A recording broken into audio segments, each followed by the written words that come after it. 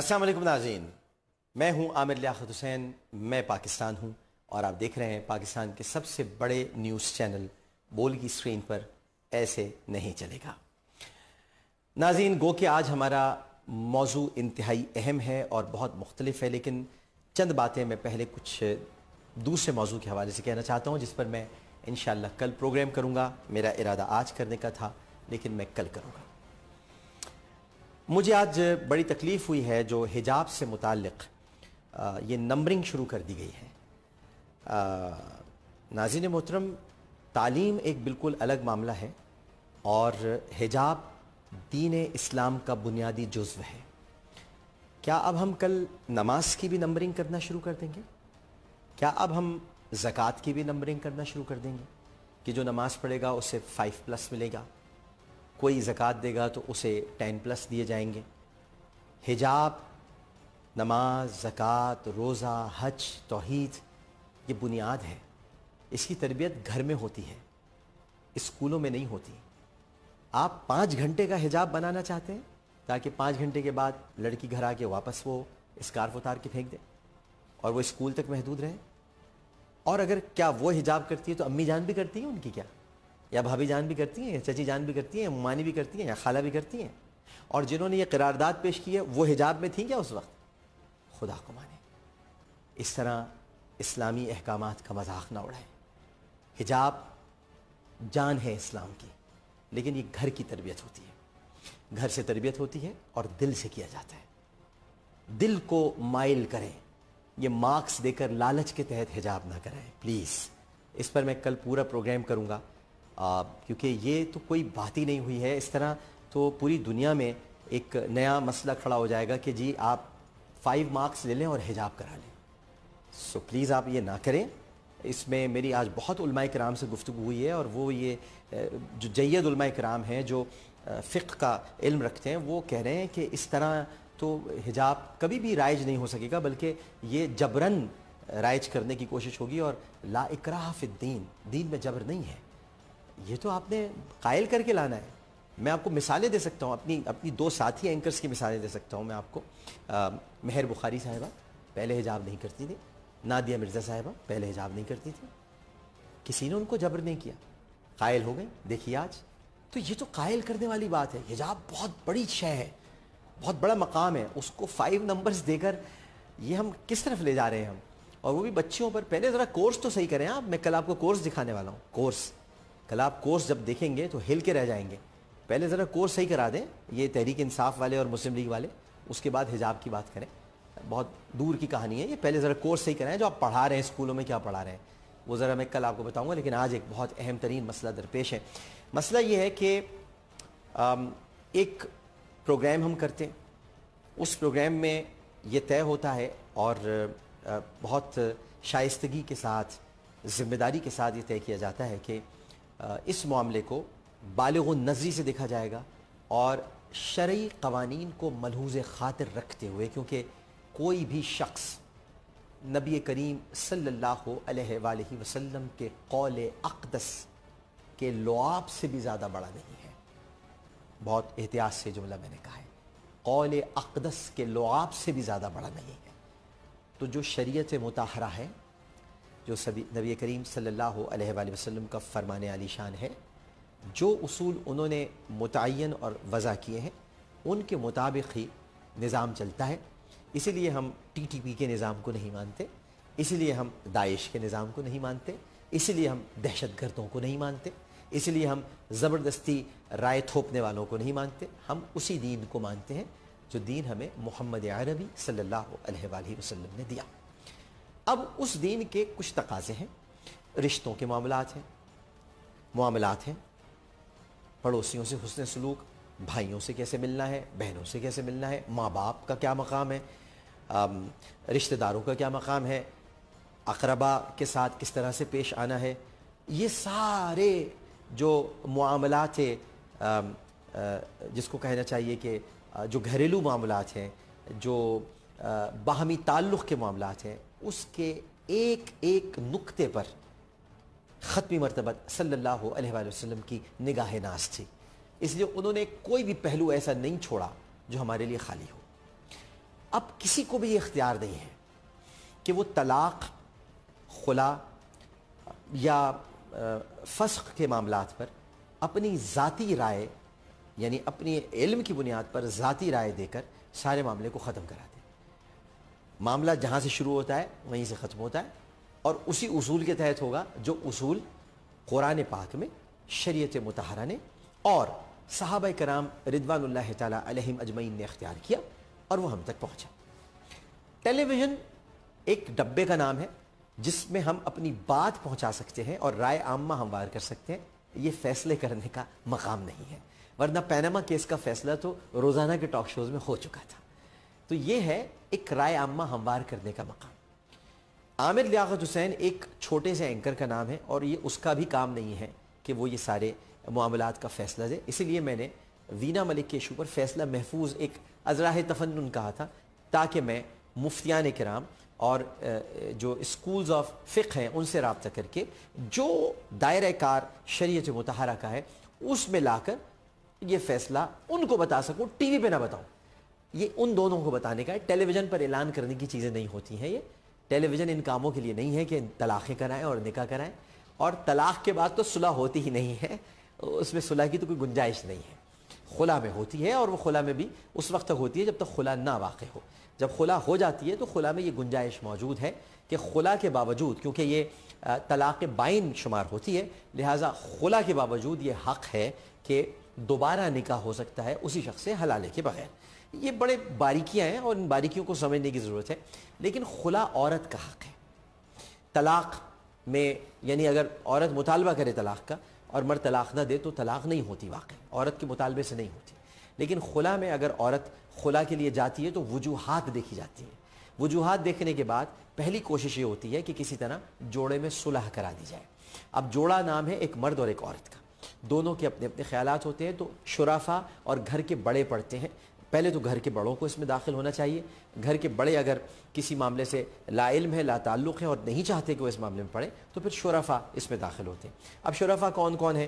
جیسے کہ جو جوڑا کسی کو بڑا بنا لے، مثال کے طور پر وینا ملک صاحبہ کا ہی یہ معاملہ ہے، اور وینا ملک صاحبہ نے اپنا بڑا بنایا جناب طارق جمیل صاحب کو، بڑا بنایا ملالہ یوسفزئی صاحبہ اور ان کی فیملی کو، جناب مفتی محمد نعیم صاحب کو، اور اس کے بعد مجھ جیسے گنہگار کو بھی انہوں نے ایک بڑا بنا لیا۔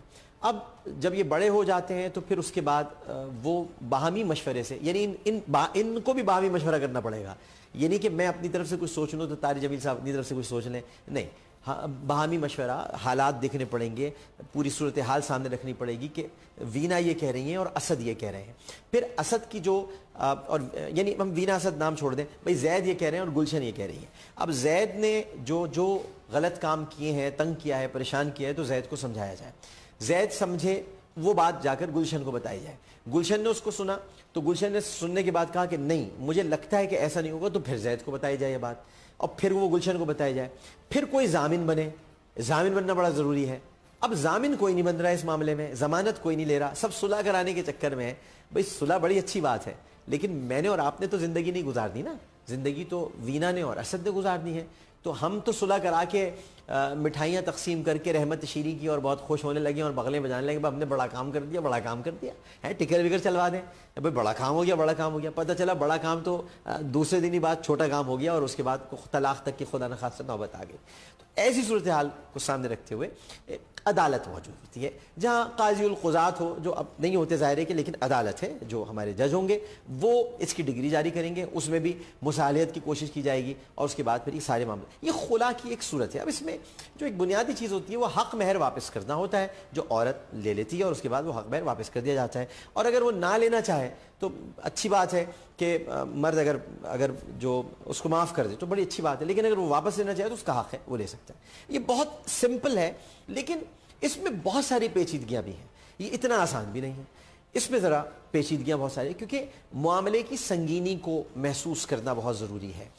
کوشش تو یہی ہونی چاہیے 99.9% کہ گھر بس جائے، لیکن اگر بستی ہوئی محفل کے اندر دوبارہ سے آگ لگنے کا خدشہ ہو تو پھر کوشش یہ کی جائے کہ محفل ہی بدل دی جائے، ورنہ دوبارہ اگر آگ لگ گئی تو پھر اس کے اثرات ایک زندگی پر نہیں ہو رہے، دو زندگیاں اور جڑی ہوئی ہیں ابرام کی اور عمل کی، اور ان کی زندگی پر بھی اس کے اثرات مرتب ہو سکتے ہیں۔ مجھے دکھ اس بات کا تھا کہ ایک بات طے ہوئی اور اس کے بعد پھر دوسرے کسی چینل پر اور دیگر لوگوں نے اس حوالے سے ایک غلط خبریں جاری کرنا شروع کر دیں، شائع بھی ہوئیں اور جاری کرنا شروع کر دیں، ٹکرز بھی چلنے لگے کہ بھئی صلح ہو گئی، صلح ہو۔ ایک لڑکی وہ آپ کے شو پر بیٹھی ہے، اس پر اخلاقی ذمہ داری عائد ہو جاتی ہے، براہ راست ہے وہ یا نہیں بھی ہے، ریکارڈ ہوا ہوا ہے، تو اس پر اخلاقی ذمہ داری ہے کہ اتنے بڑے عالم دین جب اس سے بات کریں گے تو کوئی بھی سمجھدار باشعور پڑھی لکھی لڑکی وہ سر ہی جھکائے گی جو بڑوں نے سکھایا ہے۔ انہوں نے بھی سر جھکا دیا، انہوں نے کہا میں نے معاف کر دیا۔ معاف کیے ہیں وہ جرائم اور وہ الزامات اور وہ تکالیف اور وہ دکھ جن سے وہ گزری ہیں۔ معاف کرنے کا مطلب یہ نہیں ہے کہ میں نے ساتھ رہنا بھی شروع کرنا ہے۔ یہ بہت امپورٹنٹ بات ہے جس کو نظر انداز کر دیا گیا اور معافی کو سمجھ لیا گیا کہ جی معاف کر دیا تو اس کا مطلب یہ کہ بھئی دونوں میں دوستی ہو گئی۔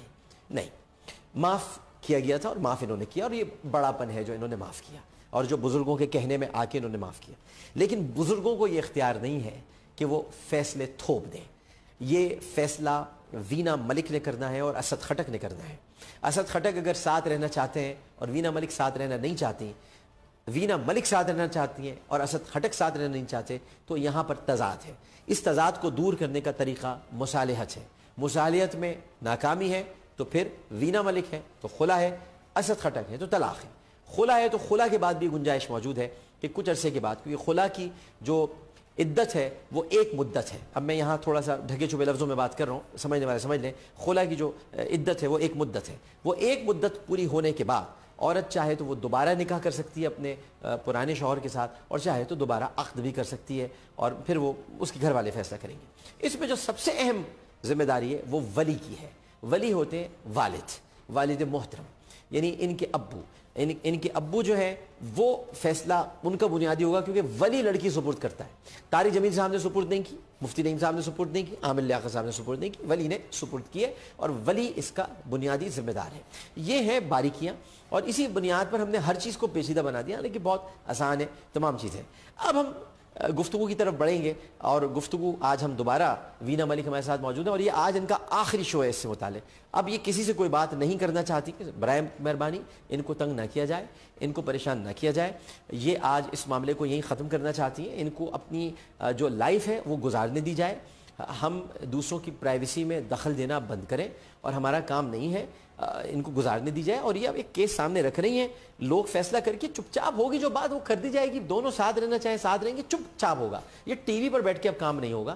ٹیلی ویژن پر یہ آج اس لیے آئی ہیں کچھ چیزوں کی وضاحت کرنے کے لیے کہ جس کی وجہ سے کنفیوژن کریٹ ہو گئی تھی۔ السلام علیکم۔ وعلیکم السلام ڈاکٹر صاحب، کیسی ہیں آپ؟ ٹھیک ہے، بالکل ٹھیک، شکریہ۔ اچھا، آپ یہاں سب طے کر کے گئی تھی، اس کے بعد جب آپ ایک شو پہ گئیں تو وہاں آپ سے یہ تو نہیں بتایا گیا تھا آپ کو کہ اس طرح سے کوئی صلح کرائی جائے گی، طارق جمیل صاحب، یہ کچھ آپ کو بتایا نہیں؟ سب سے پہلے تو میں یہ بتانا چاہوں گی آپ کے توسط سے کہ میں کبھی بھی اس معاملے کو میڈیا پر لانا نہیں چاہتی تھی، نہ ہی میں نے یہ خبر بریک کی تھی کہ ہماری کوئی طلاق ہو رہی ہے یا خلا ہونے والی ہے۔ یا میرے یہ معاملات پچھلے 3 سال سے چل رہے تھے، اور یہ سارے معاملات بڑے بزرگوں کے نوٹس میں تھے، میرے والدین میری فیملی کے نوٹس میں بھی تھے۔ میں ٹی وی پر نہیں لانا چاہتی تھی، لیکن بہرحال وہ ٹیلی ویژن پر آ گئے۔ جب میں آپ کے پروگرام میں آئی تو آپ سے کو جب ہم نے اپنا بڑا بنایا، اس کے بعد اسد نے اپنے آپ کو آپ کے سپرد کیا، میں نے بھی اپنے آپ کو آپ کے سپرد کیا۔ اس کے بعد آپ سے بات کرنے کے بعد میرا کسی ٹیلی ویژن چینل پہ جانے کا نہ کوئی ارادہ تھا، مجھے ہزاروں کالز آئی ہیں، لیکن وسیم بھائی ہمارے بہت پیارے بھائیوں کی طرح، انہوں نے مجھے کہا کہ وہ ایک شو کرنا چاہتے ہیں، جو کہ ان سے میری بات ہوئی کہ وہ ایک شو کرنا چاہتے ہیں جس میں وہ یہ بتانا چاہتے ہیں کہ بہت سارے لوگ ہمیں بہت پیار کی نظر سے دیکھتے ہیں، اور اس معاملے کے اوپر ہم بات کریں گے۔ انہوں نے مجھے جی، اور میں ان کی نیت پہ شک نہیں کرتی، وہ بھی یقیناً ہمیں دونوں کو واپس دیکھنا چاہتے ہیں، لیکن انہوں نے مجھے یہ نہیں کہا کہ وینا ہم آپ کی صلح کروائیں گے، اور انہوں نے یہ بھی مجھے نہیں کہا کہ مولانا طارق جمیل صاحب جو میرے بڑے ہیں، کہ وہ ٹیلی ویژن شو پہ ہوں گے، اور میں نے یہ گلہ ان کے ساتھ شو پہ بھی کیا۔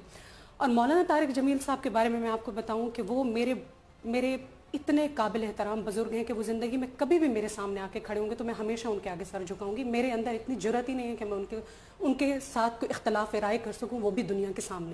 لیکن میں یہاں پر یہ بھی بتانا چاہوں گی کہ میری شادی کے بعد سے اب تک کے جتنے معاملات ہیں وہ ایک تیسرے شخص کے ذریعے سے، کیونکہ مولانا صاحب بہت زیادہ سفر کرتے ہیں دین اسلام کو پھیلانے کے لیے، وہ بہت زیادہ سفر میں ہوتے ہیں، ان کا ایک نمبر بھی نہیں ہوتا، ان کے نمبر بھی بدلتے رہتے ہیں۔ پہلے دن سے لے کر اختلافات شروع ہونے سے لے کر آخر تک مولانا صاحب کو تمام معلومات ہے ہمارے اندر کے معاملات کی. اور ایسے میں شادی کے تقریباً 1 سال بعد، 1 سال تک میں دعائیں کرتی رہی. 1 سال بعد میں نے مولانا صاحب کو پیغام بھجوایا تھا کہ میرے حالات میرے کنٹرول میں نہیں رہے اور اب میں یہ رشتہ جاری نہیں رکھ سکتی. ان کو سب علم ہے؟ ان کو سب علم ہے. ان کا جواب مجھے یہ آیا کہ وینا صاحبہ آپ میری بیٹی ہیں، آپ ایک اور کوشش کیجیے. میں نے ایک اور کوشش کی. چند مہینے کے بعد، 6 مہینے میں نے اور کوشش کی. میں نے پھر ان کو پیغام بھجوایا کہ حالات اور زیادہ خراب ہو گئے ہیں. یہ پیغام عمر بھائی جو ہیں دبئی میں، جو ہمارے بھائی ہیں، ان کے ذریعے سے یہ پیغامات ہوتے رہے.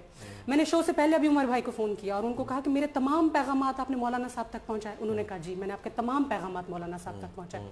بہرحال 2-3 دفعہ مولانا صاحب کو میں نے پھر رابطہ کیا کچھ مہینوں کے گیپ سے. جب میری بہت زیادہ کوشش، ہر دفعہ بات کرنے کے بعد میں نے اور زیادہ کوشش کی شادی کو چلانے کی. کئی دفعہ 4 سے 5 دفعہ مولانا صاحب کا یہی پیغام آیا کہ آپ اور کوشش کیجیے. پھر آخری بار 1 سال پہلے میں نے مولانا صاحب کو یہ پیغام بھجوایا کہ میں نے آپ کے کہنے پہ ساری کوششیں کی اور اب میں خلا کا فیصلہ کر رہی ہوں. اس میں یہ کوششیں بھی شامل تھی کہ میں نے اسد سے طلاق کا مطالبہ کیا 5 سے 6 مرتبہ، اور 5 سے 6 مرتبہ ہمارے بڑے بزرگ جس میں میرے والد صاحب بھی شامل ہیں، بہت سارے دوست بھی شامل ہیں، وہ بھی پڑھے اس میں. آخری دفعہ میں نے مولانا صاحب سے کہا تو انہوں نے مجھے کہا، جو عمر بھائی ہیں، انہوں نے کہا مجھے کچھ دن کے بعد فون کیجیے، میں آپ کو جواب دوں گا. کچھ دن کے بعد ان سے میری پھر بات ہوئی. انہوں نے کہا کہ مولانا صاحب نے یہ پیغام دیا ہے کہ اگر آپ نے اپنی پوری کوشش کر لی ہے تو اب شریعت کی روح سے اگر وہ آپ کو طلاق نہیں دیتے ہیں تو آپ خلا کے لیے اپلائی کیجیے. لہٰذا کل جب پروگرام میں مولانا صاحب آئے تو مجھے دھچکا بھی لگا، دکھ بھی ہوا، مجھے سمجھ بھی نہیں آئی کہ میں نے ان کو، لیکن انہوں نے مجھے کل کے شو میں یہ کہا کہ آپ ان کو معاف کر دیجیے. اور ہم نے معاف کر دیا. اب کچھ دن پہلے میں نے پھر مولانا صاحب سے کہا کہ میں نے پیغام بھجوایا کہ میں نے یہ فیصلہ کر لیا ہے اور یہ فیصلہ میں نے بہت سوچ سمجھ کے کیا. اور آپ یقین کیجئے کہ اب اس صورتحال میں جہاں پر مجھ پہ اتنا زیادہ مورل پریشر ہے، شاید اگر میری جگہ کوئی اور لڑکی ہوتی تو وہ برداشت ہی نہ نہیں، سوال ہی پیدا نہیں ہوتا. لیکن میں پھر آپ کو یہ کہنا چاہوں گی کہ میرے لیے سبھی، ضیاء الدین بھائی، مفتی نعیم صاحب، مولانا طارق جمیل صاحب، سبھی میرے لیے بہت قابل احترام ہیں. لیکن ڈاکٹر صاحب زندگی میں نے اسد کے ساتھ میں نے گزارنی ہے. اسد جو بھی باتیں کہہ رہے ہیں، میں نے ان پہ پہلے بہت زیادہ یقین کیا لیکن وہ نہیں بدلے تھے. اسد جو باتیں کہہ رہے ہیں ہو سکتا ہے وہ بدل گئے، ہو سکتا ہے ان کا دل بدل گیا ہو، لیکن مجھے اب اس بات کا یقین نہیں رہا کہ میں ان کے ساتھ اگر دوبارہ زندگی گزاروں گی، مجھے ان سے نہ صرف ذہنی طور پر ڈر اور خوف ہے، سہم گئی ہوں نہ، اور میں آپ کو اپنے دل کی بات بتا رہی ہوں، مجھے آج بھی ان پر یقین نہیں ہے کہ جو انہوں نے معافی مانگی وہ دوبارہ چینج ہو گئے. ٹھیک، میں اس موضوع پر ابھی ہمیں اور ایلیبریٹ کرتے ہیں. 2 باتیں آپ سے کہہ کر وقفہ ایک لینا چاہتا ہوں. پہلی بات تو یہ کہ وینا ملک کا جو ٹویٹر اکاؤنٹ ہے اور فیس بک اکاؤنٹ، وینا ملک کے پاسورڈ اس کے پاس نہیں ہے. وینا ملک کے جو فون میں کنفیگر ہوا ہے ایک اکاؤنٹ ان کا ٹویٹر، اس سے وہ ٹویٹ تو کر دیتی ہیں لیکن اگر اسد چاہیں تو اسے ڈیلیٹ بھی کر سکتے ہیں. تو کوئی بھی ٹویٹ اگر وہ کریں تو ضروری نہیں ہے کہ وہ ان کا ٹویٹ ہو، کیونکہ وہ یہ بینر تبدیل کر دیتے ہیں. اس کے علاوہ فیس بک کی یہ چیزیں سب سے، مجھے تو یہ سب سے، اگر آپ کو محبت ہے، پیار ہے، تو آپ پاسورڈز کیسے لے رہے ہیں؟ یہ تو یہاں سے مجھے تو بھائی میرا اپنا ایک ذاتی خیال ہے، یہ یہاں سے گڑبڑ شروع ہو جاتی ہے. دوسری بات یہ کہ میں کلیئر کر دینا چاہتا ہوں کہ ان کے سارے معاملات، چونکہ دیکھیے ہمارے ہاں مختلف مکاتب فکر ہیں. میرا تعلق اہل سنت مکتبہ فکر سے ہے، میرا تعلق دیوبند مکتبہ فکر سے نہیں ہے.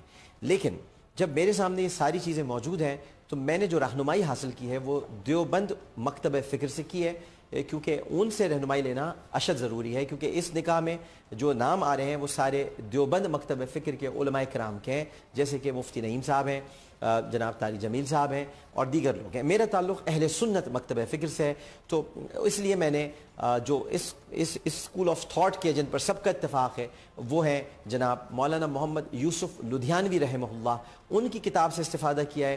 اس کے علاوہ میں نے اس حوالے سے جناب ڈاکٹر عبدالرزاق اسکندر صاحب ہیں ان سے استفادہ کیا ہے، اور دیگر جو علماء کرام ہیں جناب ہمارے بہت قابل احترام ہیں، بہت ہی مفتی محمد رفیع عثمانی صاحب استفادہ کیا ہے، تقی عثمانی صاحب استفادہ کیا ہے. تو دیوبند مکتبہ فکر کے علماء کرام کی جو رائے ہے اس کے مطابق ہی میں بات کر رہا ہوں. اور جب یہ فیصلہ ہونے کو جائے گا تو بھی دیوبند مکتبہ فکر کے علماء کرام ہی بیٹھ کر یہ فیصلہ کریں گے. لہٰذا اس سے زیادہ شفافیت اور کیا ہو سکتی ہے کہ میں اپنی اور یہ جو خلا اور طلاق کی، میں تو صرف آپ کو سمجھا رہا ہوں، ورنہ اس میں کوئی فرق نہیں ہے، نہ دیوبندیوں میں فرق ہے نہ اہل سنت میں کوئی فرق ہے؟ نظریہ دونوں کا ایک ہے، بالکل واضح ہے، بالکل کلیئر ہے، کلیئرٹی اس میں موجود ہے۔ میں تو صرف یہ بتانا چاہ رہا ہوں، اس میں کوئی خدا نخواستہ کوئی اختلاف رائے نہیں ہے، یہ بتانا ضروری تھا کہ یہ چونکہ نام یہ لیے جا رہے ہیں تو چونکہ میں اس میں ایک اہل سنت مکتب فکر کا ہوں تو اس میں میری رائے جو میرے ظاہر ہے کہ علماء اہل سنت ہیں ان کی مختلف ہو سکتی ہے، لیکن جو ہمیں فیصلہ کرنا ہے وہ دیوبند مکتب فکر کو سامنے رکھ کر کرنا ہے، اور وہی کریں گے اور وہی ان کو کمیونیکیٹ کریں گے، یہ ٹیلی ویژن پر کمیونیکیٹ نہیں ہوگا۔ ایک وقفہ لیتے ہیں، وقفے کے بعد جب حاضر ہوں گے تو ابھی بہت ساری باتیں ہمیں ان سے پوچھنی ہے کہ یہ مصالحت آخر کیوں نہیں ہو پا رہی، کیا مسئلہ ہے۔ لیکن ہم ملک محمد اسلم صاحب سے بھی گفتگو کریں گے۔ ملک محمد اسلم صاحب وینا کے ابو ہیں اور وہ ٹیلی فون لائن پر موجود ہوں گے۔ وہ چونکہ یہ شادی انہوں نے کرائی ہے، وہ ذمہ دار ہیں، باپ سے بڑھ کر بیٹی کا کوئی ولی نہیں ہو سکتا، باپ حیات ہے تو کوئی ولی نہیں بن سکتا، باپ سب جانتا ہے تو ہم لوگوں کی کوئی اوقات نہیں ہے، حیثیت نہیں ہے۔ والد محترم کیا کہتے ہیں، ایک وقفے کے بعد شاید وہ بھی یہ کہہ رہے ہوں کہ ایسے نہیں چلے گا۔ برفن شو ایسے نہیں چلے گا۔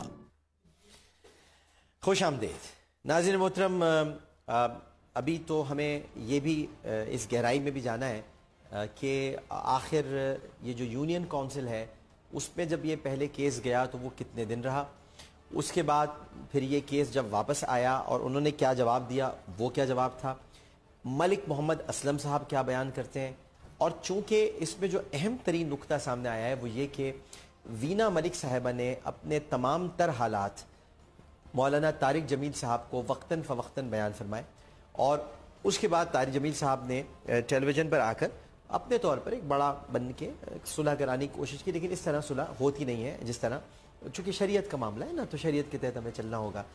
اگر یہ کوئی عام سی جھگڑا ہوتا میاں بیوی میں تو یہاں تو خلا کی بات ہو گئی نا، تو ایک کیس دائر ہو گیا ہے، ایک دعویٰ دائر کر دیا گیا ہے، تو اب اسی کے مطابق چلنا پڑے گا۔ اب کوئی بڑے کے کہنے سے کچھ نہیں ہوگا، اب بڑا اس وقت اگر کوئی ہے تو والد ہے۔ والد سے ہم بات کرتے ہیں، اس وقت ہمارے ساتھ ٹیلی فون لائن پر ملک محمد اسلم صاحب محترم موجود ہیں، اور ملک محمد اسلم صاحب سے جب ہم گفتگو کریں گے تو وینا نے ایک واقعہ بھی بتایا تھا کہ صرف ایک قمیض استری کرنے پر کہ وہ دوسرے سے کیوں کرائی، تم نے کیوں نہیں کی، اس پر بھی کیا کیا جھگڑے ہو چکے ہیں، اور وہ والد کے علم میں بھی لائی تھیں۔ والدہ کیا کہتی رہی ان سے، والدہ نے تو یہاں تک کہہ دیا کہ بھائی اس سے تو بہتر ہے کہ تم مری جاؤ، تو یہ زندگی کیا گزار رہی ہے۔ تو اس کا مطلب معاملات بہت پیچیدہ ہیں، سنگین ہیں، ان کو یہ کہنے اس طرح نہیں ہوتا کہ آپ بہت اچھے لگتے ہیں دونوں تو دونوں ساتھ رہیں، نہیں، اچھے لگنا ایک الگ چیز ہے لیکن اچھا رہنا ایک مختلف چیز ہے۔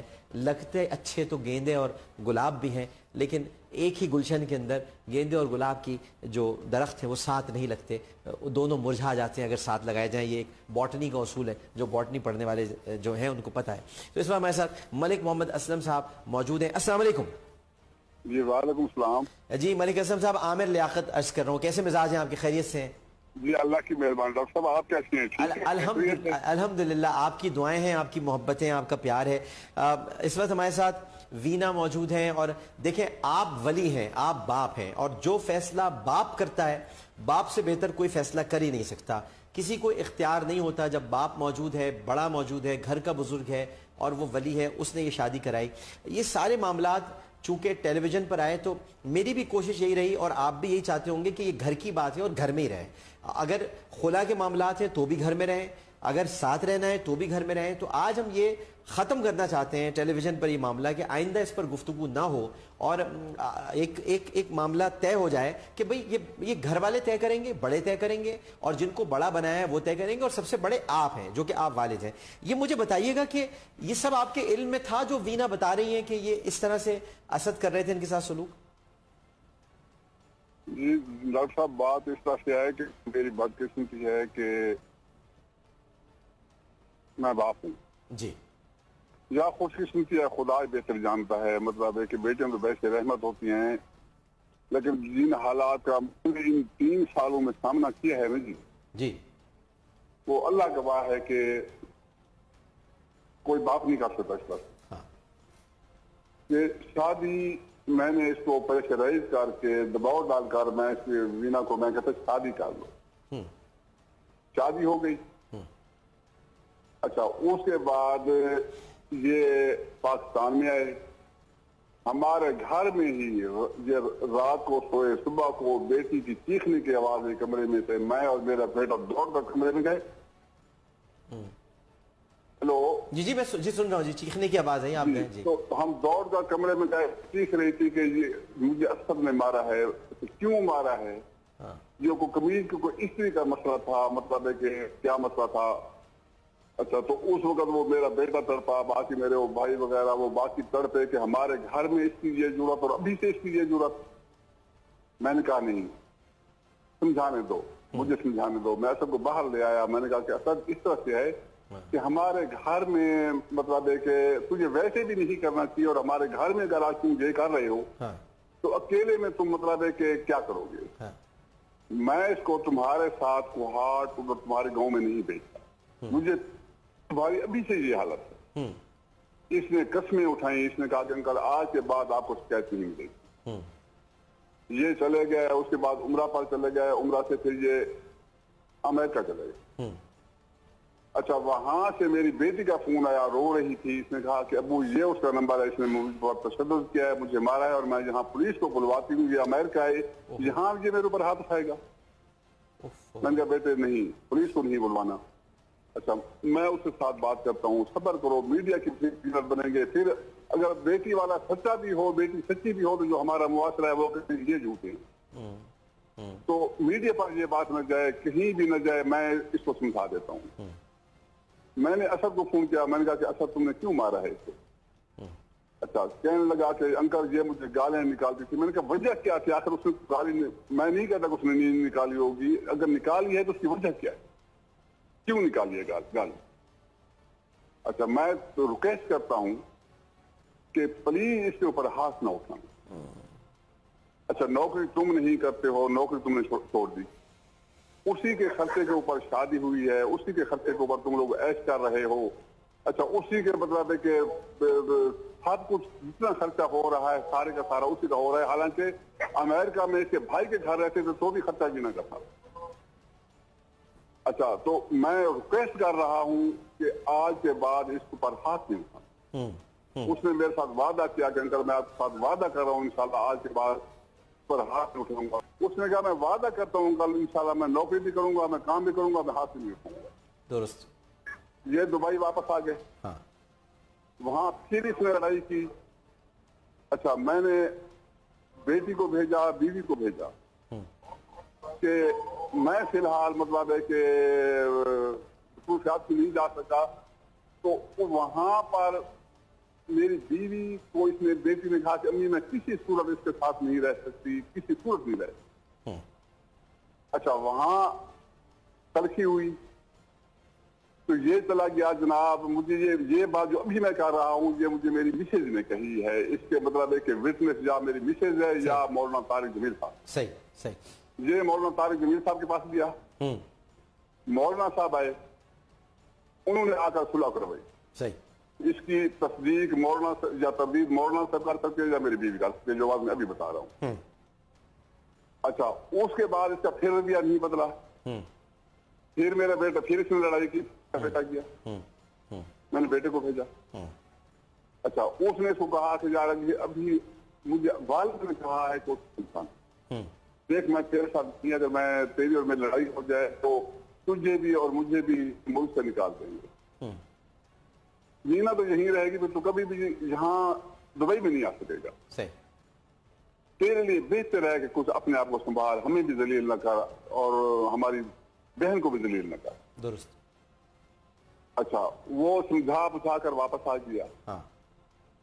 اچھا اس کے بعد یہ تھا کہ اگر وہ شادی کرتی، جینا اس کا رہنے کا پروگرام نہ ہوتا تو کسی کے ساتھ کر لیتی، کہا کہ مطلب سال کے بعد 2 سال بگا دیتی. بچے پیدا کرنا سب سے بڑی دلیل ہوتی ہے کہ وہ رہنا، اس سے بڑی تو کوئی دلیل ہی نہیں ہو سکتی یا وہ کہ وہ رہنا چاہتی تھی. اچھا اس کے بعد بھی یہ پاکستان میں آ گئے. جب پاکستان میں آ گئے تو میں مختصر کر رہا ہوں، باتیں زیادہ ہیں اور میرے ذہن میں مطلب میرا ذہن تھوڑا ہے. یہ مجھے بتائیے گا ملک اسلم صاحب کہ اگر آپ سے ہم یہ پوچھیں، اگر یہ آپ سے ہم سوال کریں کہ آپ خود کیا چاہتے ہیں اب کہ آپ کی بیٹی سکون سے رہے، جو خلا وہ لینا چاہ رہی ہے وہ لے لے، یہ آپ کی بھی اب خواہش ہے؟ ابھی میں یہ کہہ رہا ہوں جی میں آپ کو بتاؤں کہ میں ایک معاشرے کے لیے میری خواہش تو کب کی تھی کہ وینا اس سے جان چھڑا لے، لیکن پھر بھی میں معاشرے کے لیے کہ جی ٹی وی میں خبریں بنیں گی، لوگ کیا کہیں گے، وہ کہیں گے جی یہ ہیں ہی ایسے، ان باتوں سے معاشرے سے ان لوگوں سے بچنے کے لیے ہم نے پوری کوشش کی ہے کہ یہ معاملہ کسی طریقے سے چل جائے۔ اچھا تو جب اس نے ناک میں دم کر دیا، یہ بچے کو لے کر یہ بھاگ گیا دبئی، جرمنی گیا، جرمنی میں اس نے کہا کہ وہ میری بیٹی نے ایک جرمنی میں رہتی ہے، اس نے کہا کہ اسد اپنا رویہ تبدیل کرو ورنہ معاملات خراب ہو جائیں گے۔ اس نے کہا کہ میں اس کو آسانی سے نہیں چھوڑوں گا، 5-6 کروڑ روپیہ لوں گا تب چھوڑوں گا۔ اس نے کہا یہ خلا لے لے گی، اس نے کہا کہ میں مولویوں کو لے کر ساتھ جو ہے میں روڈ پر جلوس نکالوں گا، مطلب ہے کہ یہ خلا لے گی تو میں مولویوں کے ساتھ جلوس نکالوں گا۔ ایسے کیسے جلوس نکلے گا؟ ایسے تھوڑی نکلے گا جلوس، کیسے نکلے گا؟ اس کے بعد کہ یہ وہاں سے میں لاہور گیا۔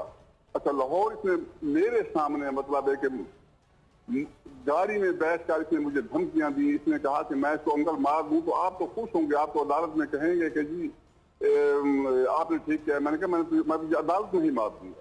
کیوں مارے گا؟ اس نے قصور کیا، اس کو جرم کیا کہ اس نے تیرے ساتھ شادی کی ہے، تیرے پر پیسے لٹا رہی ہے، تیرے بچوں کو پال رہی ہے، تجھے پال رہی ہے، نوکروں کو تنخواہیں دے رہی ہے، تو اسی کی گاڑی پر گھوم رہا ہے، اسی کے گھر میں رہ رہا ہے، اچھا اسی کے پیسوں سے عیاشی کر رہا ہے، پھر بھی تو اس کو مار دے گا۔ اچھا تو اس نے پھر کہا کہ میں بچے لے کر بھاگ جاؤں گا۔ میں نے کہا کہ بچوں کو تو نہیں لے کر جا سکتا، اس لیے کہ یہ پاکستان ہے جہاں عدالتیں ہیں۔ مطلب بہت تلخ باتیں ہیں ڈاکٹر صاحب۔ مطلب اب آپ یہی چاہتے ہیں کہ اب یہ بچی کی جان چھوٹے، اور آپ کا بھی موقف ایک ولی کی حیثیت سے یہی ہے کہ یہ خلا وقوع پذیر ہو؟ جی میں آپ کو عرض کرتا ہوں کہ جی اپنا ڈاکٹر صاحب کے جہاں تک مولانا طارق جمیل صاحب کا تعلق ہے، وہ میرے لیے بہت ہی قابل احترام ہے کہ میری بیٹی کو انہوں نے اپنی بیٹی کہا ہوا ہے۔ اسد اس کے پاس گیا تو ایک مسلمان کا فرض ہے کہ وہ مسلمان کوئی بھی آتا ہے کہ جی ہماری صلح کروائیں تو وہ کوشش کرتا ہے آگے۔ اچھا مطلب یہ ایک دینی فریضہ ہے۔ اسد ان کے پاس گیا، وہ آئے، انہوں نے کوشش کی، انہوں نے کہا، لیکن اس کا یہ مقصد نہیں کہ وہ ایک پارٹی ہے اسد کی وجہ سے، وہ کوئی پارٹی ہیں، یہ جناب اپنا مفتی نعیم صاحب کوئی پارٹی ہیں، نہیں، وہ دینی فریضہ ادا کر رہے ہیں۔ مولانا طارق جمیل صاحب کی ہمارے سب گھر والوں کے دل میں اتنی عزت ہے جس کا کوئی حد اور اندازہ نہیں ہے۔ میں ہوں پیر پرست، میں گولڑا شریف میں مرید ہوں، میرے سارے بچے گولڑا شریف میں مرید ہیں، یہ وینا بھی گولڑا شریف میں مرید ہے۔ اچھا اس میں اگر مولانا طارق جمیل صاحب کی ہمارے دل میں اتنی عزت ہے کہ مولانا طارق جمیل صاحب اگر یہ فرما دیں ٹی وی پر آ کر کہ میں اسد کی طرف سے پارٹی ہوں تو میں ان کو انکار نہیں کروں گا، میں مولانا صاحب کو انکار نہیں کر سکتا ایسی جو میری بیٹی کا بات۔ ملک محمد اسلم صاحب مگر ادھر مسئلہ کچھ اور ہے، وہ ٹھیک ہے، میں ان کو میری تھوڑا سا سن لیں جی، میں مولانا صاحب کو ساتھ لے کر میں جاؤں گا گولڑا شریف، مطلب کہ پیروں کے پاس۔ دیکھیں گولڑا شریف کا معاملہ بالکل مختلف ہے اور مولانا صاحب کا معاملہ بالکل مختلف ہے، اس میں کوئی مماثلت نہیں ہے، گولڑا شریف بالکل الگ ہے۔ میں کچھ اور بات کہہ رہا ہوں، میں یہ کہہ رہا ہوں کہ جب شریعت آ جاتی ہے نا بیچ میں، اور یہ خلا اور طلاق کے معاملات نہ مولانا طارق جمیل کے کریٹ کردہ ہیں اور نہ گولڑا شریف والوں کے ہیں، یہ شریعت مطہرہ ہے، نبی کریم صلی اللہ علیہ وآلہ وسلم کے وضع کردہ اصول۔ تو جب یہ اصول آ جائیں تو پھر کوئی بڑا نہیں ہوتا، بڑی صرف شریعت ہوتی ہے، جو شریعت ہمیں کہے گی ہمیں وہی کرنا ہوگا۔ اب اس میں میرا چھوٹا سا حال کہ یہ ہمارا جو آئین ہے، یہ 1973 کا آئین، اس کے دیباچے میں دکھایا ہوا ہے کہ کوئی بھی قانون خلاف شرع نہیں بنایا جائے گا۔ یہ جتنے قوانین ہیں اسلام کے مطابق ہیں، ہماری عدالتیں جو فیصلے کر رہی ہیں اسلام کے مطابق کر رہی ہیں۔ جی ہاں بالکل، یقیناً کوئی غیر اسلامی فیصلہ وہ نہیں کرتا، سوال ہی پیدا نہیں ہوتا۔ اچھا ان کا میں نے اس کے لیے حوالہ دیا ہے مولانا صاحب کا، پیر صاحب کا، کہ اگر شریعت میں مولانا صاحب پارٹی بنے تب اس کی میں بات کر رہا ہوں، تو پھر اگر کوئی گنجائش نکلی شریعت میں، سب سے زیادہ جو ہے وہ وینا کا ایگری ہونا۔ دیکھیں گنجائش یہی ہے جو میں آپ کو بتا رہا ہوں، جو میں ایک ناقص طالب علم ہوں اور بہت ہی چھوٹا طالب علم ہوں، گنجائش صرف اتنی ہے اب کہ وینا ملک کا راضی ہونا بہت ضروری ہے، اور ان کا راضی ان کا ایک تو ان کا راضی ہونا بہت ضروری ہے، اور دوسرا یہ کہ خلا اگر ہو بھی جاتی ہے تو بھی وینا ملک کے پاس اتنا وقت ہوگا کہ وہ یہ سوچ سکیں کہ خلا درست تھی یا غلط، تو پھر بھی آپشن موجود ہوتا ہے کہ اسد کے ساتھ دوبارہ نکاح ہو جائے، یہ بھی موجود ہے خلا کے بعد، حلالے کی ضرورت پھر نہیں ہوتی ہے۔ تو یہ بڑی آسانیاں دین نے دی ہوئی ہیں، لیکن اس وقت ان کو ذہنی سکون کی ضرورت ہے آپ کی بیٹی کو، اور وہ بہت ضروری ہے کہ ذہنی سکون ان کو دیا جائے، ان کو سوچنے کا وقت دیا جائے۔ یہ تو نہیں ہوگا نا کہ کسی بھی پروگرام میں بلا کر اچانک کوئی بڑا بن کر آئے اور کہ میں کہہ رہا ہوں صلح کر لو تو صلح ہو جائے، اور خدا نہ خواستہ اس کے بعد وہ تشدد اور شدید تشدد پر بات آ جائے تو ایک باپ کے دل پہ تو اس سے بھی زیادہ تکلیف گزرے گی نا کہ پھر یہ کہاں آپ پہنچ گئے ہم۔ ڈاکٹر صاحب 3 سال تک ہم اس بندے کو سمجھاتے رہے ہیں، یہ کبھی نہیں بدل سکتا۔ میں سمجھ گیا میں سمجھ گیا مولوی محمد اسلم صاحب، آپ کا جو موقف ہے وہی وینا ملک کا موقف ہے، اور بس یہ ایک بات ذہن میں رکھیے گا کہ چاہے وہ میں ہوں، میں تو خیر بہت ہی چھوٹا آدمی ہوں، لیکن شریعت مطہرہ سے بڑا کوئی بھی نہیں ہے، نہ طارق جمیل صاحب، نہ گولڑا شریف، نہ مفتی نعیم صاحب۔ ہمیں اس وقت اب سب کچھ شریعت کے تحت کرنا ہے، اور چونکہ عدالت میں یہ کیس جا چکا ہے اور خلا کا کیس عدالت میں دائر ہو چکا ہے، تو اب وہ فیصلہ کریں گی۔ ہمارا کام ہے صلح کرانا۔ اگر صلح ہو جاتی ہے عدالت سے باہر، یعنی کورٹ کے باہر صلح ہو رہی ہے، تو وہ ایک الگ معاملہ ہے، لیکن اس کے لیے وینا کا راضی ہونا بہت ضروری ہے۔ اسد کا راضی ہونا اس وقت کوئی اہمیت نہیں رکھتا، وینا کا راضی ہونا بہت ضروری ہے۔ یہ بس بات ذہن میں رکھیے گا ملک اسلم صاحب۔ ایک عرض کرتا ہوں کہ اسد کو، یہ جو اسد کہہ رہا ہے یہ جھوٹ بول رہا ہے کہ مجھے کسی نے کہا نہیں ہے۔ صحیح۔ جس وقت وینا نے خلا دائر کیا تو میں نے اسد کو، جو دبئی میں تھا، میں نے کال کیا، آگے سے وہ نمبر نہیں مل رہا تھا۔ اس کے بہنوئی ہیں میاں والی میں ڈی ایس پی ہیں شبیر گجر، میں نے ان کو کال کیا کہ اسد کو کہو کہ فوراً پاکستان پہنچے، اور مجھے ان کا کوئی اور نمبر ہے تو نمبر دے دو۔ جی ان سے میں نے نمبر لیا، اور نمبر لے کر میں نے اسد کو کال کیا کہ اسد خلے کا کیس تمہارے خلاف مطلب ہے کہ یا دائر ہو گیا یا دائر ہونے والا ہے، تم پاکستان میں پہنچو۔ میرا مقصد یہ تھا کہ بحث کر اس کی کوئی میڈیا میں نہ جائے، اس کی مشہوری نہ ہو، اندرون خانہ بیٹھ کر ہم نہیں۔ اب تو آپ کو پتہ ہے نا کہ ایک پورا مہینہ گزر چکا ہے، فیبرری میں ہوا، مارچ آ چکا ہے، یعنی اگر ہم خلا کے کیس کے بعد ایک مدت بھی شمار کریں تو اس کے بعد وہ مدت بھی گزر چکی ہے اور خلا اس طرح وقوع پذیر ہو چکا ہے۔ اب اس میں علماء کرام سے میں رائے لے رہا ہوں اور مسلسل لے رہا ہوں۔ میں چھوٹی سی وضاحت کر دوں، میں یہ کہہ رہا تھا کہ اگر شریعت اجازت دیتی ہے، میں نے یہ بات پہلے بھی کسی ٹی وی کو کہا، اگر شریعت اجازت دیتی ہے تو پھر یہ ہے کہ مولانا طارق جمیل صاحب بھی پارٹی ہوں بشارطے کہ اسد کی طرف سے پارٹی بنے، ہر قیمت پر یہ کرنا ہے، تو پھر میں ان کو بول رکھیں۔ لیکن اصل بات یاد رکھیے گا کہ آپ ہیں بڑے آپ ہیں، آپ باپ ہیں، آپ جب تک حیات ہیں کوئی بڑا نہیں ہے، آپ باپ ہیں، مین فیصلہ، بنیادی فیصلہ آپ کا ہوگا۔ بہت بہت شکریہ ملک محمد اسلم صاحب۔ ایک وقفہ لیتے ہیں، وقفے کے بعد ہم ذرا اس موضوع پر کچھ باتیں ہمیں تو وینا نے بتائی نہیں، میں تو بہت حیران کن ہے کہ والد تک کو پتہ تھا کہ اتنا تشدد، یعنی امریکہ میں گئی تو وہاں بھی ان پر، یہ تو اگر یہ ایکٹریس ہو کر مشرقیت کی اس مقام پر ہے کہ نہیں بتا رہی، تو میں تو ان کو سلام تہذیب نہیں پیش کر سکتا ہوں۔ ایک وقفہ لیتے ہیں، وقفے کے بعد حاضر ہوتے ہیں۔ ایسے نہیں چلیں گے۔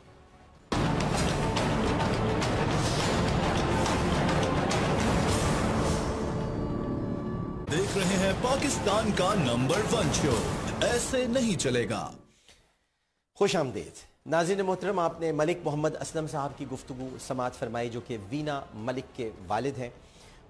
میں ایک مرتبہ پھر اپنی حیرانگی کا اظہار کرنا چاہتا ہوں کہ بہت ساری باتیں ایسی سامنے آ رہی ہیں جو شوبس کی دنیا میں ایک خاص خیال، مقام اور تاثر ہم نے بنا رکھا ہے کہ ایسے لوگ جب شادی کرتے ہیں تو اول تو ان کی شادیاں کامیاب نہیں ہوتی ہیں، دوسرا یہ کہ وہ برداشت نہیں کرتے ہیں، تیسری بات یہ کہ وہ ٹھوکروں پہ رکھتے ہیں اور جب چاہتے ہیں چھوڑ دیتے ہیں۔ لیکن یہاں وینا ملک نے تشدد بھی برداشت کیا ہے، جو کہ ذہنی ہوتا تو خیر ذہنی تشدد بھی بہت برا ہوتا ہے، لیکن جسمانی تشدد بھی انہوں نے برداشت کیا، اور اس حد تک برداشت کیا ہے کیونکہ ایکٹرز اور ایکٹریسز کی کچھ زندگی میں جانتا ہوں، شعبے سے متعلق ہیں، ان کے کپڑے تک استری کرنے والے ساتھ چل رہے ہوتے ہیں، یعنی کہ وارڈروب لے کر لوگ ساتھ چلتے ہیں، ان کا میک اپ کرنے والے الگ ساتھ ہوتے ہیں، اسپاٹ بوائز ہوتے ہیں، ان کو بلاتے ہیں چٹکی کے اشاروں سے۔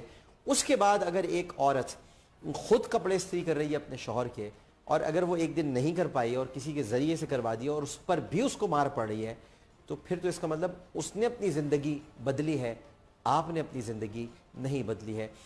وینا سے یہ پوچھنا ہے کہ وینا، یہ اب تو آپ کے والد کا موقف بھی سامنے آ گیا ہے، اور یہ آپ نے اتنا سب کچھ جو اب آ رہا ہے، میں پہلے بھی آپ سے میری بات ہوئی تھی، آپ نے مجھے سب نہیں بتایا تھا، یہ کیسے کیا آپ نے برداشت؟ مطلب میں اس وقت بہت حیران ہوں سیریسلی۔ ڈاکٹر صاحب یہ ساری باتیں جیسے میں نے پہلے کہا کہ میں نہیں کرنا چاہتی تھی میڈیا پر، اور بہت ساری اور باتیں بھی ہیں جو کہ میرے اور اسد کے درمیان ہیں، وہ تو میں بالکل بھی نہیں کرنا چاہوں گی۔ سب سے بڑی وجہ جو تھی، سب سے بڑی وجہ شاید وہ میری آئیڈیالوجی تھی۔ میں نے ہمیشہ شادی پہ بلیو کیا تھا اور میں اب بھی کرتی ہوں۔ یہ بہت مقدس اور خوبصورت رشتہ ہے۔ اگر میں اس پر یقین نہ رکھتی تو میں اپنے کریئر کے پیک میں ایک ایسے شخص سے، مجھے آج بھی یاد ہے جب اسد نے مجھے پرپوز کیا تھا تو انہوں نے مجھے کہا تھا کہ وینا میرے پاس پیسے نہیں ہیں، میں امیر آدمی نہیں ہوں، لیکن میں آپ کو دنیا کی ساری خوشیاں ایز اے پارٹنر دوں گا۔ میں نے ان کے صرف ایک جملے پر ان سے شادی کے لیے ہاں کیا تھا، اور مجھے پتہ ہے کہ لوگ اس بات سے ریلیٹ نہیں کریں گے، مجھے پتہ ہے کہ لوگ اس بات سے بھی ریلیٹ نہیں کریں گے کہ وینا ملک کو مارا گیا، لوگ اس بات سے بھی ریلیٹ نہیں کریں گے کہ جب انہوں نے مجھ پر جسمانی تشدد چھوڑا تو انہوں نے ذہنی تشدد شروع کر دیا، جس طرح وہ میرے بچوں کو مجھ سے دور لے کے چلے جاتے تھے، اور پھر میں بار بار دبئی میں جاتی تھی ان کو لینے کے لیے، وہ مجھے نہیں دیتے تھے۔ ہم تقریباً 1 سال سے میں اپنا گھر کا دروازہ، اپنا جو کمرہ ہے اس کو لاک کر کے سوتی تھی، کیونکہ مجھے ان سے خوف آتا ہے۔ یہ شادی کے دوران لاک کر کے سوتی تھی؟ جی، میری دوسری جو میری اولاد ہے، جو میری بیٹی ہے، اس کی پیدائش کے بعد سے میں کمرہ لاک کر کے سوتی تھی، کیونکہ مجھے ہو سکتا ہے ان کی انٹینشنز تھیں یا نہیں تھیں، جو بھی تھا، لیکن مجھے ان سے ڈر لگتا تھا، تشدد کا خوف تھا مجھے ان سے خوف آتا ہے۔ ہو سکتا ہے وہ بدل گئے ہوں، ان میں اور اچھی چیزیں بھی تھیں، انہوں نے مجھے کریئر میں بہت اچھے مشورے دیتے تھے، سپورٹ کرتے تھے، اور مجھے لگتا تھا وہ اپنے بچوں سے بہت محبت کرتے ہیں اور کرتے ہوں گے، میں اس بات پہ یقین رکھتی ہوں۔ میں ان سے بھی ابھی گفتگو کرتی ہوں ان سے، لیکن اگر کوئی شخص یہ کہے کہ آپ ان کے ساتھ دوبارہ واپس ایک چھت میں رہیں، تو میرا خیال ہے کہ میں اس سے موت کو قبول کروں گی، کیونکہ مجھے ان سے ڈر لگتا ہے، میں ان کے ساتھ نہیں رہ سکتی۔ لیکن اگر دنیا یہ کہتی ہے اور وہ یہ کہتے ہیں کہ وہ بدل گئے ہیں تو ٹھیک ہے۔ اس وقت نہ میں میڈیا سے درخواست کروں گی کہ پلیز آپ اس معاملے کو ایکسیپٹ کیجئے، جو بھی آپ اس وقت فیصلہ دیں گے، کیونکہ آپ نے شریعت کی روشنی بھی دیا، اور ماشاءاللہ میڈیا تو آپ آئی کنسیڈر آپ لیڈنگ میڈیا پرسنالٹی ہیں، آپ میڈیا میں اوتھینٹک سب سے بڑا نام ہے۔ آپ جو فیصلہ کر رہے ہیں وہ بہترین فیصلہ ہے، وہ تمام شریعت کی روشنی میں بھی، عدالت کے فیصلے کے حساب سے بھی، اور باقی لوگوں کے حساب سے بھی۔ میں لوگوں سے ریکویسٹ کروں گی کہ وہ اس فیصلے کو قبول کریں، اور اس کے بعد اگر اسد یہ کہتے ہیں کہ وہ بدل گئے ہیں، وہ یہ کہتے ہیں کہ وہ بہترین انسان بن جائیں گے، تو آپ نے فرمایا کہ شریعت میں، کورٹ میں میرے پاس پھر گنجائش ہے، تو میں اس کو کنسیڈر کروں گی۔ لیکن ابھی ڈاکٹر صاحب میں بہت تکلیف میں سے گزر رہی ہوں۔ میں لوگوں سے ریکویسٹ کروں گی کہ ہمارا معاملہ نہ ہی کسی مقصد کے تحت تھا، وہ مقصد کوئی بھی ہو، چاہے کوئی بھی لوگوں کے ذہن میں آ رہا ہے، وہ کوئی بھی ایسا مقصد نہیں تھا۔ یہ ایک پیور رشتہ تھا، صاف رشتہ تھا، جس کے لیے میں نے بہت کوشش کی، اور اب میں تھک گئی ہوں، آئی سرینڈرڈ۔ ہاں، ظاہر ہے کہ جب راستہ دشوار گزار ہو اور کانٹے بہت ہوں تو پھر انسان چلتے چلتے تھک جاتا ہے اور زخمی پاؤں ہو جاتے ہیں، تو پھر اس کو رک کر کہیں جگہ پر سستانے کے لیے بیٹھنا پڑتا ہے۔ ٹھیک ہے، آپ نہیں چاہتی، مصالحت اور کوشش تو ہوتی رہے گی، اور ظاہر ہے کہ لیکن اگر مثال کے طور پر، کیونکہ یہ بھی ہم نے اصل سے چونکہ میری بھی گفتگو ہوئی ہے، اور ناظرین میں آپ کو بتانا چاہتا ہوں کہ میں ان سے مسلسل رابطے میں ہوں، اور ابھی بھی کروں گا اس کے بعد بھی رابطہ، اور وہ رابطے میں مجھ سے بھی ہیں، اور ہم کوشش کر رہے ہیں۔ اگر وہ یہ نہیں سمجھتے کہ میں کوشش نہیں کر رہا ہوں تو ہم کوشش کر رہے ہیں، لیکن کوشش کر سکتے ہیں ہم ذہن نہیں بدل سکتے، کیونکہ ذہن پر جو خوف کی پرچھائیاں ہیں وہ اتنی گہری اور دبیز ہیں کہ جنہیں کسی بھی طرح کھرچ دینا یا ان کو ہٹا دینا ممکنات میں شامل نہیں ہے، اور اس کے لیے ہمیں بہت زیادہ جد و جہد کرنی پڑے گی۔ تھوڑا سا آپ کو اپنے رویے میں تبدیلی لانی ہوگی، ایک بے صبری ختم کیجیے اسد صاحب۔ ہر ایک کے پاس آپ جا رہے ہیں، ہر ایک کو آپ انوالو کر رہے ہیں، ہر ایک کو آپ فون کر رہے ہیں۔ میرا آپ کو مشورہ یہ ہوگا ایک بھائیوں کی طرح کہ آپ تھوڑی دیر کے لیے صبر کریں، انتظار کریں۔ ابھی کوئی ایسی بات نہیں ہوئی ہے، ابھی والد صاحب بھی یہ فرما رہے ہیں، طارق جمیل صاحب کا بھی ایک نظریہ ہے، میرا تو بالکل مختلف نظریہ ہے، لیکن ذرا سا صبر کیجئے۔ ابھی مفتی نعیم صاحب کے پاس آپ پہنچ جائیں گے، پھر ان سے آپ بیٹھیں گے، انہوں نے بھی یہی فرمایا آپ سے کہ تھوڑا صبر کریں، انتظار کریں، اسپیس دیں، وقت دیں، ٹائم دیں، اچھا بن کر دکھائیں، کیونکہ میرا خیال ہے کہ وہ ساری ویڈیوز بچوں کی آپ کو پوسٹ بھی کرتی ہیں، یہ مجھے جو میری اطلاعات ہیں، بچوں کی آپ کو ہر ویڈیو وہ دے رہی ہیں، بھیج رہی ہیں، ایک ماں ہونے کی حیثیت سے بچوں کے بارے میں آپ کو سب اطلاعات دے رہی ہیں، اور یہاں تک بھی ہے کہ جب آپ کا جی چاہے آپ بچوں سے مل سکتے ہیں، ایسا ہے؟ جی بالکل، انہوں نے جو بھی کچھ کیا، جو بھی میرے تحفظات ہیں، اس کے باوجود وہ ایک انسان ہے اور میں کبھی نہیں چاہتی ہوں کہ وہ اپنے بچوں کو نہ دیکھیں. مجھے پورا یقین ہے کہ وہ اپنے بچوں سے بہت محبت کرتے ہیں. لہٰذا جتنا بھی عرصہ جس میں نے خلا کے لیے اپلائی کیا اور ابھی بھی ان کی طرف سے بھی مجھ پہ بہت پریشر ہوتا ہے. میں جب بھی ان سے گفتگو کرتی ہوں, میں نے ان سے گفتگو کا سلسلہ بھی ایسا کوئی توڑا نہیں ہے, لیکن میں ہر دفعہ ان کو یہ بتاتی ہوں کہ آپ مجھے پریشرائز مت کریں. میں آپ کے ساتھ نہیں رہنا چاہتی. میں آپ کے ساتھ ایک آپ کے بچوں کو ملواؤں گی اگر آپ اچھے انسان بنیں گے تو. میں اپنے بچوں کی ساری ویڈیوز ان کو ڈیلی بیسس پہ بھیجتی ہوں تاکہ وہ اپنے بچوں کو دیکھیں کہ وہ بہت صحت مند ہے ماشاءاللہ, وہ بہت خوش ہیں. میں نے ان کو بہترین ماحول میں رکھا ہے اور وہ بہترین لوگوں کے بیچ میں ہفتے کا 4 دن پورا دن رات اپنے بچوں کے ساتھ ہوتی ہوں اور ہفتے میں 3 دن میں کام کرتی ہوں. ان کو ان ساری باتوں کا علم ہے. میں نے ان کو صرف ایک بات کہی ہے کہ میں آپ کے ساتھ ایک گھر میں ایک چھت کے نیچے نہیں رہ سکتی. اس کے علاوہ اگر آپ کی کوئی بھی تمنا ہے, آپ کوئی بھی خواہش کریں گے اپنے بچوں سے ملنے کی, میں آپ سے ان کو ملوا دوں گی. آپ کو مجھ سے بات کرنے کی تمنا میں کروا دوں گی, لیکن مجھے مسلسل پریشرائز کرتے ہیں وہ, جس کے لیے میں کسی قیمت پر میرے لیے دوسرا راستہ بس موت ہے. آپ ان سے بات کیوں کرتی ہیں, فون آپ کیوں اٹھاتی ہیں؟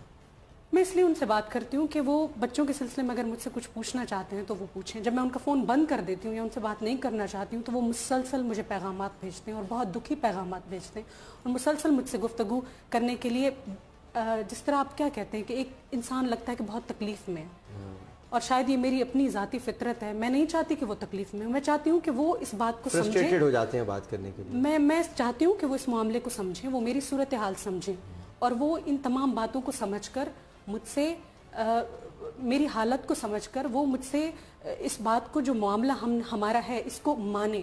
وہ کسی صورت ماننے کو تیار نہیں ہے. لہٰذا اس فیصلے کے بعد جو آپ یہ فیصلہ دیتے ہیں, میں ذاتی کیپیسٹی میں ان سے بات نہیں کرنا چاہتی, لیکن بچوں کے معاملے میں وہ جب بھی بات کریں گے میں ان سے بات کروں. امی نے آپ کی کیا کہا تھا آپ سے جب یہ مولانا صاحب کا انٹرویو چلا اور میری والدہ صاحبہ بھی پچھلے 3 سال سے مجھے یہ کہہ رہی تھی کہ جب بھی ہماری لڑائی ہوتی تھی میری والدہ صاحبہ یہی کہتی تھی کہ آپ کے 2 بچے ہیں. جس طرح سے یہ معاملہ ہوا کہ میری والدہ صاحبہ کے سامنے دبئی میں ہمارا بہت زیادہ جھگڑا ہوا تھا جس میں ابرام بھی شامل تھا, اور اس وقت میں ایکسپیکٹ کر رہی تھی عمل کے ساتھ. میری والدہ صاحبہ بہت پریشان ہوئی, بہت زیادہ, اس طرح سے کہ بہت زیادہ وہ جو تھیں تکلیف میں تھیں. پاکستان میں بھی 2-3 دفعہ ان کے سامنے ہمارا جھگڑا ہوا اور جب بچے بھی اس میں شامل تھے تو میری والدہ صاحبہ نے مجھے سائڈ پہ بیٹھ کے یہ کہا تھا کہ جو بھی تم کوشش کر سکتی ہو, جو بھی تم اس رشتے کو دے سکتی ہو اس رشتے کو دو اور کوشش کرو کہ یہ شخص بدل جائے, کیونکہ تمہارے 2 بچے ہیں اور ہم نہیں چاہتے کہ آپ اپنی زندگی میں اکیلی رہیں.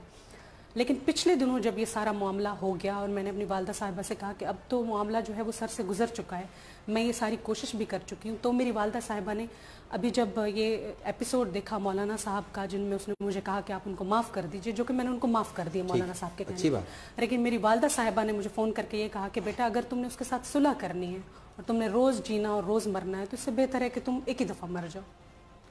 میں تمہیں اس تکلیف میں نہیں دیکھ سکتی. میں تمہاری ماں, اور میری ماں اور میرے باپ جو ڈاکٹر صاحب میں آپ کو بتانا چاہوں گی, میری والدہ صاحبہ اور میرے والد صاحب جو ہیں وہ تہجد گزار ہیں, 5 وقت کے نمازی ہیں اور ماشاءاللہ بہت ہی وہ سپورٹیو ہیں اور بہت ہی سمجھدار ہے میری والدہ صاحبہ, وہ میری بہت بڑی سپورٹ ہے. تو دیکھیں یہ میری والدہ صاحبہ کے جو ہیں وہ کلمات تھے.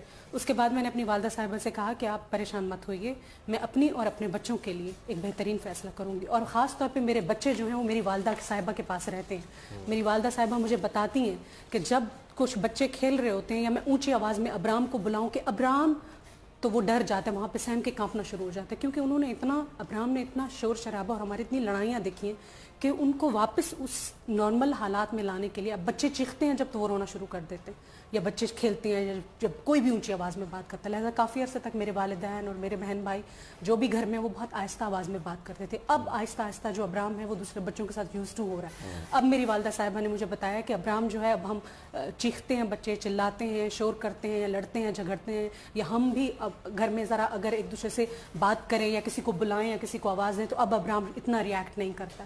تو دیکھیے اس کی عمر کتنی ہے؟ ابرام اس وقت 2.5 سال کا ہے, اور عمل جو ہے وہ 1.5 سال. جی, تو یہ صورتحال ہے. اور میری والدہ صاحبہ نے یہ کہا ہے, دیکھیں یہ جو معاملہ ہے, جو ریکنسیلیشن کی, معافیوں تلافیوں کی ساری باتیں, یہ ساری باتیں ہمارے بہت سارے دوستوں کے درمیان ہیں اور فیملی کے بہت سارے لوگ جانتے ہیں, اور اس میں میں نے اپنی پوری کوشش کی ہے, لیکن بچوں کے مستقبل کے لیے اور اپنے مستقبل کے لیے, اپنی ذہنی صحت کے لیے اور اپنے بچوں کی ذہنی صحت کے لیے, ٹھیک ہے میں پھر سوچوں گی, لیکن اس وقت یہ معاملہ شریعت کے سامنے اور عدالت کے سامنے یہ ختم ہو چکا ہے. لہٰذا اس فیصلے کو میں چاہوں گی کہ اسد بھی قبول کرے, ان کی فیملی بھی قبول کرے, اور جو میرے دوست ہیں, جو دوست احباب ہیں, یا جو میرے بزرگ ہیں, وہ بھی پلیز آپ سب قبول کیجیے. دیکھیے میں ان تمام باتوں کے بعد میں نے آج پورا دن یعنی بہت کتابیں کھنگالی ہیں, اور مولانا محمد یوسف لدھیانوی رحمہ اللہ جو ایک بڑے طویل عرصے تک آپ کے مسائل اور ان کا حل میں جوابات دیتے رہے, تو میں نے ان کی کچھ کتابوں سے استفادہ کیا, اور بہت اس میں قسط وار وہ شائع ہوئی ہیں, بہت ساری ان کی بکس ہیں. اس میں انہیں ایک مسئلے کا حل انہوں نے بتایا ہے.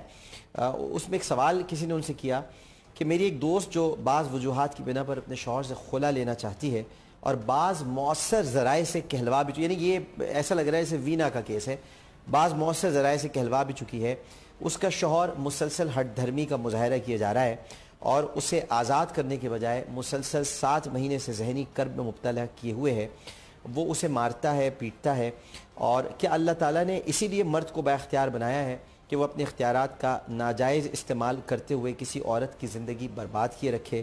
اللہ تعالیٰ نے تو ہر چیز میں توازن رکھا ہے, کیا اللہ کے ہاں ایسے انسانوں کی کوئی پکڑ نہیں؟ قرآن و حدیث کی روشنی میں بیان کریں تاکہ بہت سے کلمہ گو مسلمانوں کو احساس ہو کہ یہ عمل اسلام میں کتنا ناپسندیدہ قرار دیا گیا ہے. جواب دیتے ہیں مولانا محمد یوسف لدھیانوی صاحب, جو سب کے یعنی دیوبند علماء کرام کے استاذ العلماء ہیں. وہ فرماتے ہیں کہ جو شوہر اپنی بیویوں سے زیادتی کرتے ہیں وہ بڑے ہی ظالم ہیں, خاص طور پر جسمانی تشدد جو کرتے ہیں وہ بہت ظالم ہیں. حضرت صلی اللہ علیہ وآلہ وسلم نے بار بار تاکید کی ہے کہ عورتوں کے ساتھ حسن سلوک سے پیش آؤ. اگر زوجین میں موافقت نہ ہو تو عورت کو خلا لینے کا اختیار ہے. اگر زوجین میں موافقت نہ ہو تو عورت کو خلا لینے کا اختیار ہے. آگے لدھیانوی صاحب لکھتے ہیں وہ عدالت سے رجوع کرے اور عدالت اس کے شوہر سے خلا دلوائے. یہی توازن ہے جو شریعت نے اس نازک رشتے میں ملحوظ رکھا ہے, اور خلا سے طلاق بائن واقع ہو جاتی ہے. طلاق بائن ایک طلاق کو کہتے ہیں. اگر میاں بیوی کے درمیان خلوت ہو چکی ہے تو خلا کے بعد عورت پر عدت لازم ہے. میں ریپ کر کے تھوڑا بتا رہا ہوں. اس عدت سے مراد ہے ایک مدت والی عدت, اور سابقہ شوہر سے دوبارہ نکاح ہو سکتا ہے, حلالے کی ضرورت نہ ہوگی. البتہ اگر عورت کے خلا کے مطالبے پر شوہر نے 3 طلاقیں دے دی تھیں تو حلال شرعی کے بغیر دوبارہ نکاح نہیں ہو سکتا. یہ ایک الگ معاملہ ہے. بہرحال یہ مولانا محمد یوسف لدھیانوی صاحب نے واضح الفاظ میں یہ بیان کر دیا ہے کہ عدالت سے رجوع کرے, اور عدالت ہی یعنی مطلب عدالت میں یہ جا چکی ہیں. اب شریعت مطہرہ کی روشنی میں اور ایک عالم دین کے فرمان کی روشنی میں عدالت اب فیصلہ کرے گی. ہم لوگ صلح کے ضامن تھے, اور ضمانت کون لے گا؟ ضمانت اصل مسئلہ ہوتا ہے ضمانت کون لے. اگر اسد صاحب مجھ سے ملیں, میں آج ان سے ملتا ہوں, کل ملنا چاہیں وہ ملیں, ضمانت دیں, میں کیسے لے لوں گا ضمانت کہ وہ نہیں ماریں گے, وہ تشدد نہیں کر. یہ ضمانت بڑی خطرناک ہے.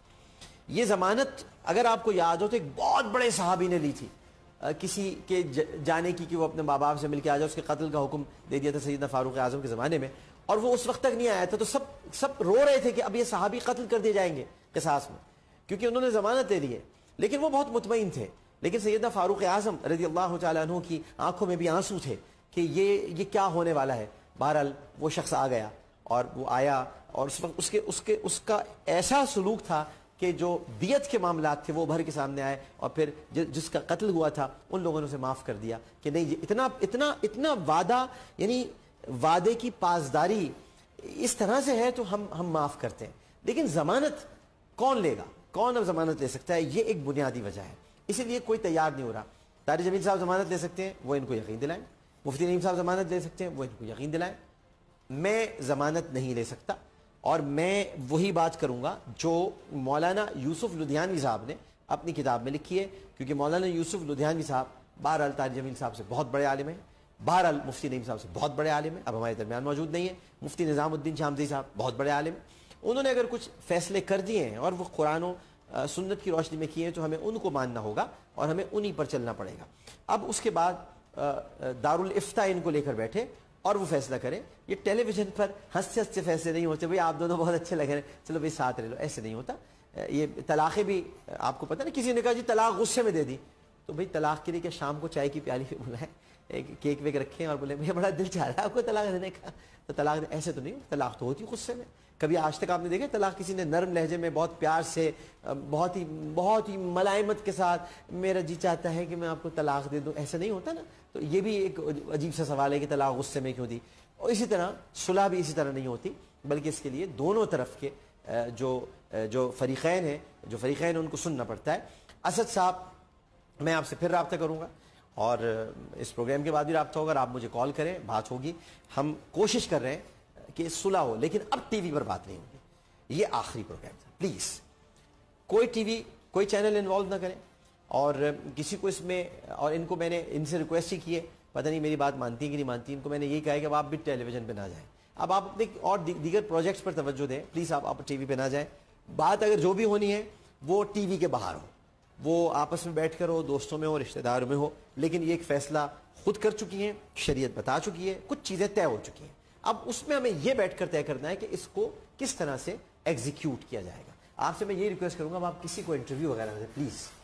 ڈاکٹر صاحب, جب میں نے پہلی دفعہ آپ سے گفتگو کی تھی اور یہ معاملہ آپ کے سپرد کیا تھا تو بھی میری کسی ٹیلی ویژن چینل پہ جانے کی تمنا نہیں تھی. بہرحال جس طرح سے اس پروگرام کو ہینڈل کیا گیا وہ نامناسب تھا, لیکن پھر یہ جو معاملہ میں نے آپ کے سپرد کیا ہے تو میری کسی بھی ٹیلی ویژن چینل پہ نہ ہی جانے کی تمنا ہے اور نہ ہی میں چاہوں گی کہ اس معاملے کو اور اچھالا جائے. آپ یہ چاہیں گی کہ میں اسد سے اگر بات کرنا چاہوں؟ جی بالکل, جس طرح سے آپ نے فرمایا میں پھر سوچوں گی اس معاملے پر, چاہے اس میں 6 مہینے لگیں, سال لگیں, 5 سال لگیں, مجھے لگے گا کہ اسد ایک بہتر شخص ہیں اور وہ اپنے بچوں کی خاطر زندگی میں واپس آنا چاہتے ہیں, تو میں یقیناً شریعت کی روشنی میں جو آپ نے بیان کی ہے میں ضرور کنسیڈر کروں گی. میں اس کو کوئی آخری پتھر پر لکیر نہیں کہہ رہی, مگر جس طرح سے آپ نے فرمایا کہ وہ اگر اپنا کوئی ضامن لے کے آئیں گے تو کون ضمانت دے گا کہ میرے بچے محفوظ ہوں گے اور میں محفوظ ہوں گا. اور آپ کی یہ مدت پوری ہو چکی ہے, یہ جی میری جو خلا کے بعد کی مدت تھی وہ پوری وقت گزر چکا ہے. ٹھیک ہے ناظرین محترم, یہ وینا ملک صاحبہ کی گفتگو تھی, آپ نے سن لی ہے. ذرا دونوں طرف کا موقف سامنے آیا ہے, یک طرفہ بات ہو رہی تھی, بس جلدی سے بس مٹی پاؤ جی, مٹی پاؤ جی, نہیں مٹی پاؤ نہیں جی, مٹی ہٹا کے ذرا دیکھو تو صحیح جی کہ مسئلہ کیا تھا. تو وہ مسئلہ یہ ہے اور مسئلہ بہت گمبھیر ہے, حساس ہے, اور اس پر رائے دیتے ہوئے بہت احتیاط سے کام لینا چاہیے. اللہ تعالیٰ سب کے گھروں کو آباد رکھے, سب خوش و خرم رہیں, سب اپنے والدین کے زیر سایہ بچے پروان چڑھیں, یہ نوبت کسی کو دیکھنے کو نہ ملے. اور اگر ایسا ہوتا ہے تو اس کا بھی مذاق نہ اڑایا جائے, اس کو بھی مثال نہ بنائی جائے, بلکہ یہ سمجھا جائے کہ یہ ضروری تھا, اور اگر یہ ضروری نہ ہوتا تو اس کے آگے کا ہونا بہت غیر ضروری ہو جاتا. کبھی کبھی بچھڑنا بھی ضروری ہو جاتا ہے, کبھی کبھی بچھڑ کر بھی محبت دوبارہ پروان چڑھتی ہے. راحت فتح علی نے ایک گیت بھی گایا ہے, تو وہ بچھڑنا بڑا ضروری ہوتا ہے. جب بچھڑ جاتے ہیں تو پھر انسان کو احساس ہوتا ہے ایک دوسرے کی قربت کا, ایک دوسرے کی محبت کا. تو کبھی کبھی کچھ دنوں کی علیحدگی, کچھ دنوں کی گفتگو, شریعت بڑی ہماری خوبصورت ہے, اس نے یہی ہمیں حکم دیا ہے. کبھی بستر الگ کرنے کا حکم دیا ہے, کبھی دیر کے لیے خاموش رہنے کا حکم دیا ہے. میرے آقا, میرے مولا, میرے سیدی, میرے مرشدی حضرت محمد مصطفیٰ صلی اللہ علیہ وآلہ وسلم, وہ ایک خوبصورت نمونہ ہے, ایک عملی نمونہ ہے ان کا اسوہ حسنہ. اس کو اگر دیکھا جائے تو اس میں بھی مثالیں ملیں گی. تو کبھی کبھی تھوڑی خاموشی ہو جانا, کچھ دیر کے لیے خاموش ہو جانا, ذرا چھوڑ دیں, اطمینان, ان کو بھی تھوڑی دیر کے لیے سکون سے چھوڑ دیں, اسد کو بھی چھوڑ دیں, اور بیچ میں کوششیں جاری رہیں. لیکن یہ ٹیلی ویژن پر شور ہوگا, یہ صلح ہو گئی تو ٹکر چل رہا ہے, تو کہیں پیلے رنگ کا چل رہا ہے, تو کہیں لال رنگ کا چل رہا ہے, کہیں نیلے رنگ کا چل رہا ہے, وہ ٹکر چلے جا رہے ہیں. اب میں حیرانگی سے اس دن دیکھ رہا تھا بیٹھا ہوا, بات تو یہ ہوئی ہے بٹ ٹکر کون سے چل رہے ہیں. تو یہ ذرا خیال کریں اس پر, اور ان دونوں کو جینے دیں, کیونکہ کوئی کہتا ہے, میں تو نہیں کہتا لیکن کوئی کہتا ہے کہ جیو اور جینے دو, تو پلیز جینے دو, جینے دو.